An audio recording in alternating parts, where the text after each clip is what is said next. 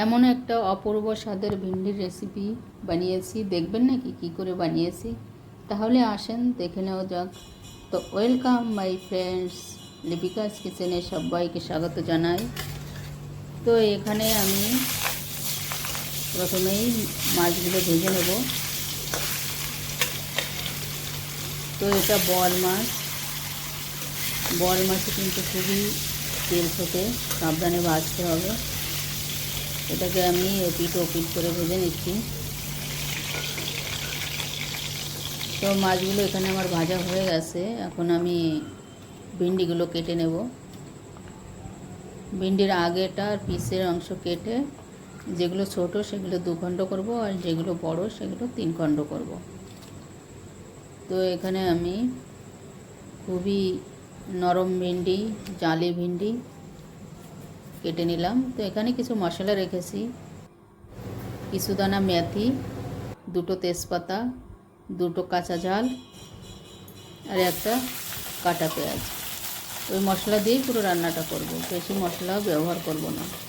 তো এখানে একটা ননস্টিকে কিছুটা তেল দিয়ে দিয়েছি, অল্প মাত্রায় তেল দিয়েছি। তেল আরেকবার আমি ব্যবহার করব সামনে।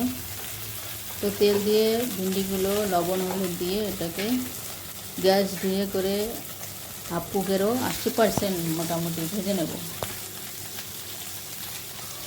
তো এটাকে নাড়িয়ে চাড়িয়ে আমি ঢাকা দিয়ে দেবো। ঢাকা দিয়ে এটাকে আমি ভালো করে ভেজে নেব।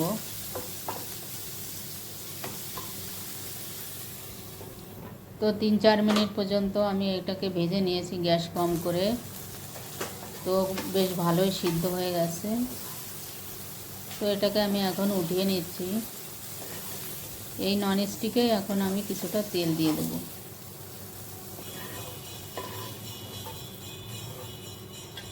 তো আগেও তেল ব্যবহার করেছি, এখনও তেল ব্যবহার করছি। তো যে মেথি দানা ছিল ওর থেকে অল্প কিছু মেথি দানা দিয়ে দিলাম, আর একটা কাঁচা ঝাল দিয়ে দিলাম, আর 2টো তেজপাতা দিয়ে দিলাম। তো এটা তেল ছুটছিল সেজন্য আমি একটু হাফ ঢাকা করে দিয়েছি। তো এখন এটাকে আমি নাড়িয়ে চাড়িয়ে দিলাম। নাড়িয়ে চাড়িয়ে দেওয়ার পরে এর ভিতরে যে পেঁয়াজ কাটা ছিল পেঁয়াজ কাটাটাই ঢেলে দেবো। খুবই সাদা সিম্পল, গরমের জন্য পারফেক্ট একটা সবজি।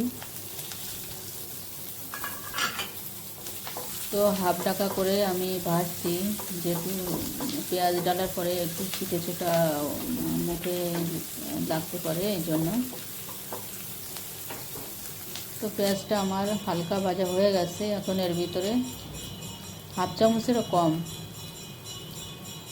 লবণ, হলুদ ও লাল ঝাল আর পিসা ধনিয়া দিয়ে দিলাম, আর অল্প মাত্রায় একটু জল দিয়ে, সবজি খুবই কম এই জন্য সবই অল্প অল্প মাত্রায় দিয়ে এটাকে ভালো করে আমি ফ্রাই করে নেব। গ্যাস খুবই কম করে রেখেছি। তো তেল ছাড়া পর্যন্ত আমি এটাকে রান্না করব। তো এটা আমার রান্না হয়ে গেছে। এখন আমি এর ভিতরে কুনকুনা গরম জল দিয়ে দিলাম। তো জলটা দেওয়ার পরে জলটা একটু বেশ ফুটে উঠেছে, তখন আমি মাছটা দিয়ে দিলাম।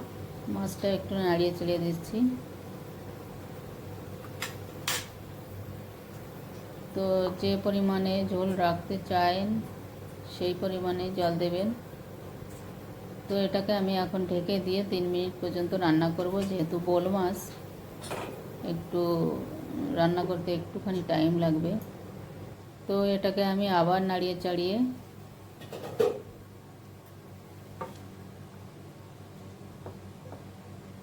দিলাম।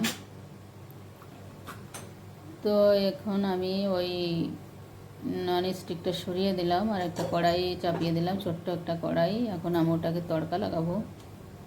তার জন্য কিছুটা তেল দিয়েছি। তেল খুবই কম মাত্রায় দিয়েছি, আগেও 2বার আমি ব্যবহার করেছি।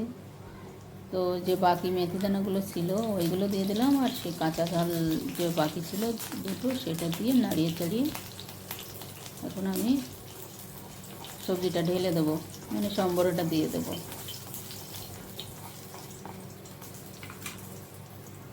তো সম্বরা দেওয়ার পরে একটুখানি জাল উঠবে, সেই অপেক্ষা করব আমি। তো ভিন্ডি তো আমার 80% কুক ছিল, বেশি সময় আর জ্বালানোর দরকার নেই ভিন্ডি দিয়ে। এটাকে আমি একটু নাড়িয়ে চাড়িয়ে দিচ্ছি। বেশ 2-3 মিনিট পর্যন্ত এটাকে আমি রান্না করব। রান্নাটা প্রায় শেষের পথে। আমার ভিডিওটা কেমন লাগলো আপনাদের অবশ্যই কমেন্ট করবেন, লাইক করবেন, শেয়ার করবেন। আর যদি এরকম ভিডিও পেতে চান তাহলে সাবস্ক্রাইব করে রাখবেন। তো রান্নাটা আমার কমপ্লিট হয়ে গেছে। এখন আমি সবজিটা ঢেলে নেব।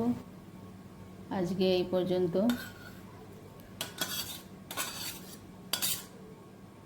তো সবাই ভালো থাকেন, সুস্থ থাকেন, ঈশ্বরের কাছে এই প্রার্থনা করব। আমি আবার আসবো আগলি ভিডিও নিয়ে। এখনকার মতন বিদায় নেব। তাহলে যাই। ওকে, বাই।